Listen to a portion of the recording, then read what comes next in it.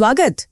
आज हम जस्टिस ओ मैल्कम की एक दिलचस्प किताब पर बात कर रहे हैं, inner conversation, how to master wealth through self talk.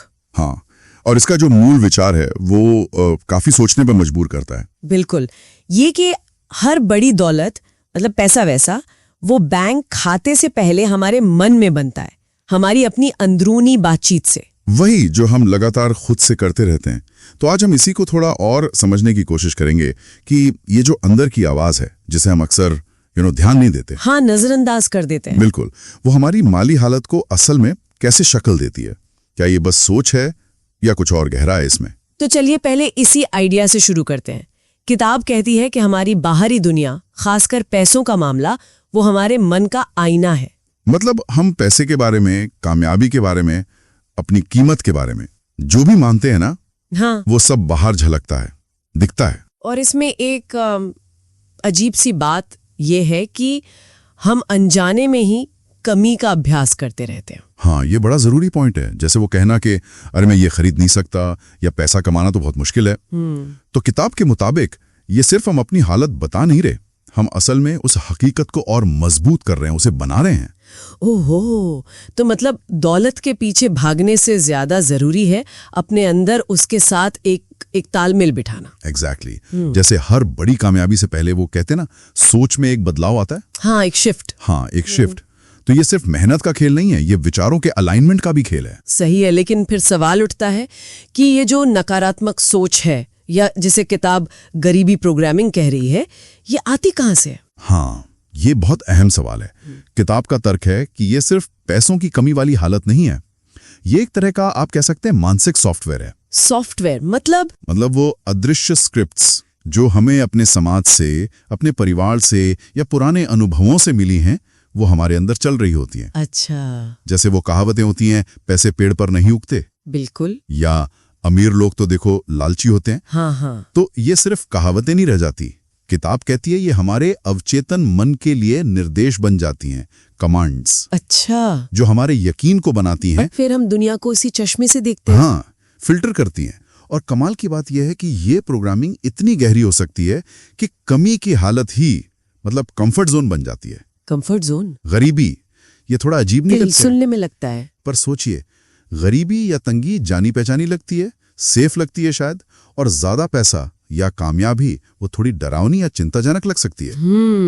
कि पता नहीं क्या होगा। हाँ, तो इसे बदलने के लिए किताब कहती है पहले इन गहरी बैठी मान्यताओं को पहचानना और उनका सामना करना जरूरी है। फुल आइडिया देती है ना कि हमारी भाषा ही हमारी असली मुद्रा है। बिल्कुल, शब्द सिर्फ बातचीत के लिए नहीं है, वो हमारी सोच की आप कह सकते हैं बुनियाद हैं, आर्किटेक्चर हैं। हाँ, तो जब हम लापरवाही से कुछ कहते हैं, जैसे मैं तो यार बिल्कुल कंगाल हूँ, हाँ, मजाक में भी कह देते हैं कई बार। हाँ, मजाक में भी, लेकिन वो असल में उस कंगाली को और पक्का करता है। और इसके उलट अगर सोच समझकर अपनी भाषा चुने तो वो एक निवेश जैसा है। बहुत अच्छा कहा, एक निवेश। जैसे कोई कहे मैं हमेशा अमीर बनने के रास्ते ढूंढ ही लेता हूँ, तो ये सिर्फ पॉजिटिव थिंकिंग नहीं है।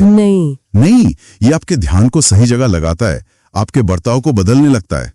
ये असल भी आपके अवचेतन मन को, सबकॉन्शियस को रीवायर करने जैसा है। और इसमें वो छोटे छोटे बदलाव भी बहुत मायने रखते होंगे, है ना? हाँ, बिल्कुल। जैसे वो उदाहरण था, मैं ये खरीद नहीं सकता कहने के बजाय ये कहना कि मैं अभी इस पर खर्च न करने का फैसला कर रहा हूँ। सही, देखिए कितना फर्क है। एक में बेबसी है, दूसरे में कंट्रोल है, चॉइस है। इससे कॉन्फिडेंस भी बढ़ता होगा। बिल्कुल। और यहीं से हम अगले कदम पर आते हैं, अपनी अंदरूनी स्क्रिप्ट को दोबारा लिखना, एक नई पहचान बनाना। तो पहला कदम हुआ अपनी पुरानी स्क्रिप्ट को पहचानना, मान्यताएं, अंदरूनी बातें। हाँ, फिर पूरी होशो हवास में कॉन्शियसली नई लाइनें बनानी होंगी और उन्हें दोहराना होगा बार बार। किताब में मैं हूँ, आई एम शब्दों पर बहुत जोर दिया गया है। हाँ, ये बहुत शक्तिशाली घोषणाएं हैं। जैसे मैं गरीब हूँ कहने की जगह मैं अमीर हूँ कहना। लेकिन ये तो झूठ जैसा नहीं लगेगा शुरू में? लग सकता है, मन विरोध करेगा, ये नॉर्मल है। किताब कहती है ये झूठ बोलना नहीं है, ये उस संभावना के साथ खुद को अलाइन करना है जो आपके अंदर पहले से मौजूद है। अच्छा, मतलब उस तीमनांग को जगाना। बिल्कुल, और लगातार दोहराना जरूरी है। ये सिर्फ सोच बदलने का काम नहीं, ये पहचान बदलने का काम है, आइडेंटिटी लेवल का काम है। और जब हम इसमें भावनाएं जोड़ते हैं, इमोशंस, तब ये और गहरा जाता है। भावनाओं के साथ दोहराव अवचेतन मन को रीप्रोग्राम करता है। धीरे धीरे हम वो नई हकीकत जीने लगते हैं। ये सुनने में बहुत पावरफुल लग रहा है। और फिर एक आखिरी पड़ाव भी है ना, सिर्फ मानना काफी नहीं कि हम ज्यादा के हकदार हैं। हाँ, बल्कि उसे सचमुच पाने की, रिसीव करने की, स्वीकार करने की इजाजत खुद को देना। ये भी एक रुकावट होती है। अक्सर होती है। हम अनजाने में ही अच्छी चीजों को, बहुतायत को ठुकरा देते हैं। शायद अंदर कोई डर होता है कि अगर ज्यादा पैसा आ गया तो लोग ज्यादा उम्मीद रखेंगे या कुछ बदल जाएगा। हाँ, या शायद लगता है कि हम इसके लायक नहीं हैं। वो भी। किताब कहती है कि बिना किसी जस्टिफिकेशन के बस खुले दिल से बहुतायत का अनुभव करने की परमिशन देना जरूरी है। ये योग्यता या लायक होने के बारे में नहीं है, ये खुलेपन के बारे में है, ओपननेस। तो सबक ये है कि हमारी जो अंदरूनी बातचीत है वो कोई बैकग्राउंड का शोर नहीं है। बिल्कुल नहीं, ये एक जबरदस्त क्रिएटिव फोर्स है, एक रचनात्मक ताकत जो लगातार हमारी हकीकत बना रही है, चाहे हम जाने या ना जाने। और किताब हमें ये सोचने पर मजबूर करती है कि हम अनजाने में कहीं अपने डरों को ही तो सच नहीं बना रहे, या फिर क्या हम होशपूर्वक वो चुन रहे हैं जो हम वाकई में चाहते हैं। ये बड़ा सवाल है। बिल्कुल। जब कोई इंसान इस तरह से बात करना और सोचना शुरू कर देता है जैसे कि वो पहले से ही अमीर है, तो वो असल में कौन बन रहा होता है? शायद इस सवाल का जवाब ही सब कुछ बदल दे। ये बेसिकली दिखाते हैं कि कैसे हमारी अंदर की बातें, हमारी सोच और हाँ, पैसे के बीच एक गहरा कनेक्शन है। ये सब कुछ पन्ने हैं, पर आइडियाज काफी दमदार लगते हैं। हाँ, बिल्कुल। और इन विचारों का आप कह सकते हैं सार यही है कि हमारी जो अंदरूनी दुनिया है, मतलब हम खुद से क्या कह रहे हैं, कैसा महसूस कर रहे हैं, और वो मान्यताएं भी जो शायद हमें पता भी नहीं होती है ना, ये सब मिलकर हमारी जो बाहरी आर्थिक हकीकत है उसको तय करती हैं। हाँ, और इन नोट्स में एक कमाल की बात पकड़ी मैंने, ग्रहणशीलता की। मतलब मदद लेना, नए विचारों को सुनना, उनको अपनाना, ये सब जैसे एक मांसपेशी है जिसे मजबूत करना होता है। और ये सिर्फ दिमागी कसरत नहीं है, ये भी समझना जरूरी है। यहाँ ना भावनात्मक रूप से तैयार रहने पर भी जोर दिया गया है। अगर दिमाग मान लीजिए चिंता में है या कमी की सोच में उलझाए तो नए मौके देखना मुश्किल हो जाता है। अच्छा, दौलत हमेशा दरवाजा खटखटा कर नहीं आती, कभी कभी वो बस एक अंदरूनी एहसास या एक शांत विचार के रूप में आती है, फुसफुसाती है, कह सकते हैं। तो उसका मतलब ये हुआ कि हमारा अंदरूनी शब्द सिर्फ ख्याल नहीं है, उनसे कहीं ज्यादा है। यकीनन, बिल्कुल। इन लेखों में बताया गया है कि शब्दों की अपनी एक भावनात्मक फ्रीक्वेंसी होती है। जैसे कुछ शब्द हैं, संघर्ष, कमी, नहीं हो सकता, इनसे भारीपन आता है, एक बोझ सा महसूस होता है। और दूसरी तरफ शब्द जैसे बढ़ोतरी, बहाव, समृद्धि, इनसे हल्कापन महसूस होता है, संभावना दिखती है। ये भाषा ना लगातार एक भावनात्मक माहौल बनाती है जो या तो पैसे को खींचता है या फिर दूर धकेलता है। लेखक इस बात पे जोर देते हैं कि हम सिर्फ तर्क से नहीं बल्कि महसूस करके चीजों को अपनी ओर लाते हैं। ये भाषा बदलने वाली बात मुझे काफी दिलचस्प लगी। जैसे ये सोचना कि मैं ये नहीं खरीद सकता, हाँ। इसकी जगह ये कहना कि फिलहाल मेरी प्राथमिकता कुछ और है। हाँ, यहाँ शब्दों के पीछे की भावना बदलना जरूरी है ना? बिल्कुल।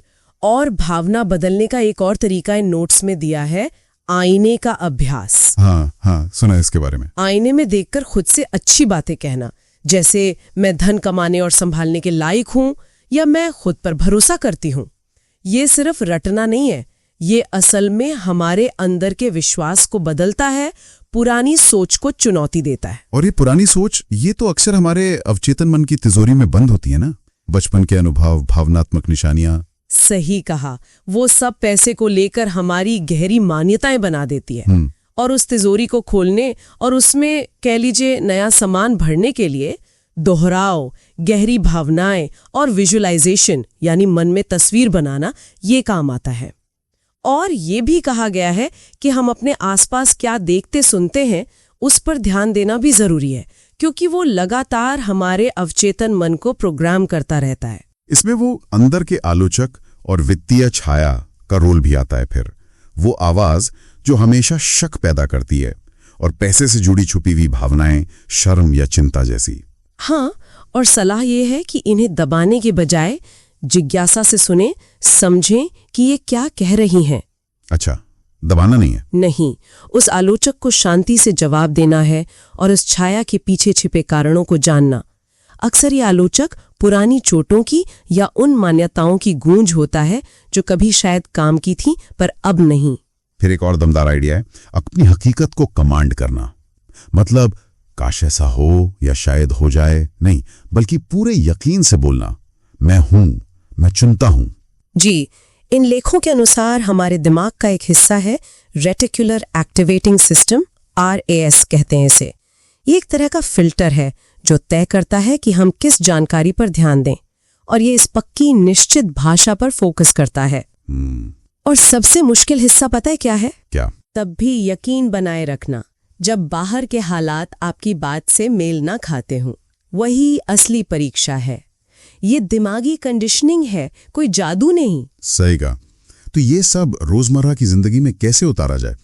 नोट्स में डेली वेल्थ रिचुअल्स, मतलब रोजाना दौलत से जुड़े कुछ अभ्यास बताए गए। हाँ बिल्कुल, जैसे सुबह उठते ही कुछ सकारात्मक वाक्य दोहराना, कुछ पल शांति से बैठना, मन में वो प्रचुरता, वो भरपूर होने की भावना जगाना, अपने फाइनेंस को थोड़ा ध्यान से देखना, सचेत होकर अपनी भाषा पर गौर करना, और जो पास है उसके लिए शुक्रगुजार होना, कृतज्ञता। यहाँ दोहराव मतलब कंसिस्टेंसी बहुत जरूरी है। मन एक दिन में नहीं बदलता, लगातार छोटी कोशिशों से ही बदलता है। तो इन सभी बातों का निचोड़, मतलब सार, ये है कि हमारी अंदरूनी बकबक वो सिर्फ बैकग्राउंड का शोर नहीं है, ये असल में एक्टिवली हमारी आर्थिक स्थिति को बना या बिगाड़ रही है। सिर्फ अच्छा सोचने से ज्यादा जरूरी है अपनी बुनियादी मान्यताओं और भाषा को बदलना। अब चेतन मन को दोबारा प्रोग्राम करना, अपने अंदर के आलोचक को समझना और यकीन के साथ बोलना, ये सब बहुत शक्तिशाली अभ्यास हैं। ये साफ है कि बाहरी बदलाव से पहले अंदरूनी बदलाव आता है। रोज के छोटे छोटे कदम वक्त के साथ बड़ा असर दिखा सकते हैं। और ये सब घूम फिरकर इसी बात पर आता है कि हम जैसे हैं काफी हैं। जबरदस्ती कोशिश करने के बजाय चीजों को होने देना, अनुमति देने से ही रास्ता खुलता है, फ्लो बढ़ता है। सही। आपकी अंदरूनी डिक्शनरी में, मतलब आपके मन की भाषा में, ऐसा कौन सा एक शब्द है जिसे आज बदलकर आप और ज्यादा समृद्धि को अपनी जिंदगी में बुलाना शुरू कर सकते हैं? पैसा और समृद्धि, इनके साथ हमारा जो अंदरूनी रिश्ता है, हमारा आंतरिक संवाद, वो कितना मायने रखता है? बिल्कुल, मतलब हमारी सोच, जो भाषा हम इस्तेमाल करते हैं, हमारा नजरिया, ये सब मिलकर हमारी आर्थिक हकीकत को कैसे बनाता है, यही समझने की कोशिश है। हाँ, और इन स्रोतों में कई दिलचस्प बातें हैं, जैसे कृतज्ञता का अभ्यास रोज करना। जी, और अपनी भाषा पर ध्यान देना, वो जो अंदर एक कमी या डर की आवाज होती है ना, उसको कैसे शांत किया जाए। हाँ, और एक समृद्ध पहचान अपनाने की बात भी है। हाँ बिल्कुल। तो लक्ष्य ये है कि कैसे हम अंदर से खुद को, विचारों और भावनाओं को लगातार संरेखित करें ताकि बाहर प्रचुरता दिखे। तो पहली बात से शुरू करते हैं। जी। कृतज्ञता और हमारा माहौल। रोज सिर्फ 3 चीजों के लिए आभार जताना जो पैसे या समृद्धि से जुड़ी हों। हाँ, ये छोटी सी बात लगती है, पर ये ध्यान को क्या नहीं है से हटाकर क्या है पर ले आती है। मतलब कमी से हटकर पर्याप्तता पर। सही। और ये सिर्फ मन की बात नहीं है ना, माहौल का भी जिक्र है, जैसे अपना डेस्क साफ रखना। बिल्कुल। या कुछ ऐसी चीजें रखना जो आपको अच्छा महसूस कराएं, जो समृद्धि का एहसास दें। ये छोटी छोटी चीजें मिलकर एक माहौल बनाती हैं। और इसमें परफेक्ट होना जरूरी नहीं, बस करते रहना जरूरी है। हाँ, अगर कभी छूट भी जाए तो। हाँ, निरंतरता, बस लगे रहना। प्रतिरोध होगा, मन नहीं करेगा, लेकिन फिर वापस आना, यही कुंजी है। ठीक है, अब आते हैं भाषा पर। समृद्धि की भाषा। एक बड़ा विचार यह है कि भाषा सिर्फ बताती नहीं, बनाती है। हमारे शब्द वो हकीकत गढ़ते हैं। ये तो काफी शक्तिशाली बात है। इसीलिए ये स्रोत कहते हैं कि सावधान रहें, जैसे मैं ये खरीद नहीं सकता या पैसे की तंगी है जैसे वाक्यों से। क्योंकि ये सिर्फ हाल नहीं बता रहे। नहीं, ये अनजाने में हमारे अवचेतन में वो कमी वाली पहचान को और मजबूत करते हैं। तो इसके बजाय जानबूझकर, सोच समझकर ऐसी भाषा चुनना जो संभावना दिखाए। जैसे कोई उदाहरण? ती को अवसर की तरह देखना, और इसमें दूसरों की सफलता का जश्न मनाना भी शामिल है। हाँ बिल्कुल, ये उस सोच को तोड़ता है कि दुनिया में पैसा या सफलता सीमित है। अगर कोई और सफल हो रहा है तो इसका मतलब ये नहीं कि हमारे लिए कम हो गया। सही कहा, ये मानसिकता बदलनी जरूरी है। एकदम। अब वो जो अंदर की अभाव की आवाज है, उस पर आते हैं। वो डर वाली आवाज। हाँ, जो कहती है पर्याप्त नहीं है या जल्दी करो। बिल्कुल। पहला कदम तो है उसे पहचानना, जानना कि अरे ये वही आवाज बोल रही है। अच्छा, पहचान लिया, फिर सिर्फ पहचानना काफी है? नहीं, फिर उसे चुनौती देनी है। और एक तरीका है ठहरना। जब वो डर या जल्दबाजी वाली फीलिंग आए, रुकें, सोचें। रुकें और सोचें कि ये फैसला डर से आ रहा है या सच में आगे बढ़ने के लिए है। एकदम। डर से लिए गए फैसले शायद ही कभी वो लाते हैं जो हम चाहते हैं। तो जब मन कहे तुम्हारे पास काफी नहीं है, तो उसे जवाब देना है हमेशा और आ रहा है। मतलब उस विचार का मुकाबला करना तुरंत। जी हाँ। और अपनी बातचीत में भी ये बदलाव लाना, जैसे शायद मैं ये खरीद नहीं सकता की जगह सोचना या पूछना इसे संभव बनाने के क्या तरीके हो सकते हैं। ये तो सोचने का तरीका ही बदल देता है। बिल्कुल। और एक जरूरी बात यह भी है कि जब हम ये बदलाव लाने की कोशिश करते हैं ना, तो यह आवाज अक्सर और तेज हो जाती है, चिल्लाने लगती है। अच्छा, तो वो घबराने की बात नहीं है? नहीं, बिल्कुल नहीं। वो असल में प्रगति का संकेत है। मतलब पुरानी आदतें हिल रही हैं, उन्हें चुनौती मिल रही है। ये दिलचस्प नजरिया है। प्रतिरोध मतलब विकास। अच्छा, तो अब अगला अहम बिंदु एक समृद्ध स्व बनाना और फिर अभिव्यक्ति, जिसे मैनिफेस्टेशन कहते हैं। हाँ, यहाँ सोच ये है कि बाहरी नतीजे बदलने से पहले अंदर की पहचान बदलनी होगी। पैसा पहले मन में आता है। मतलब पहले खुद को वैसा महसूस करना होगा। हाँ बिल्कुल। अपने उस भविष्य के रूप की कल्पना करना जो पहले से ही समृद्ध है, उसे महसूस करना। ये एक तरह की रिहर्सल है, मानसिक और भावनात्मक। और फिर उसी तरह सोचना, बोलना और काम करना। जी। जैसे वो समृद्ध व्यक्ति निर्णय लेगा, जैसे वो चुनौतियों का सामना करेगा, वैसे ही करना। और जो पुरानी पहचाने हैं, जैसे बस गुजारा करने वाली सोच, उन्हें छोड़ना होगा। तो ये जो मैनिफेस्टेशन या अभिव्यक्ति है, ये सिर्फ अच्छा सोचने से कहीं ज्यादा है। ये सब कुछ जोड़ने की बात है। विचार, भाषा, भावनाएं, काम। एकदम सही। ये एक एकीकृत प्रक्रिया है। आपको साफ पता हो आप क्या चाहते हैं, स्पष्टता। आपकी भाषा उसे सपोर्ट करे, आपकी भावनाएं उससे जुड़ी हों और आपके काम भी उसी दिशा में हों। जब ये सब एक सीध में आते हैं, तब बदलाव दिखता है। बिल्कुल। तब बाहरी हकीकत बदलना शुरू होती है।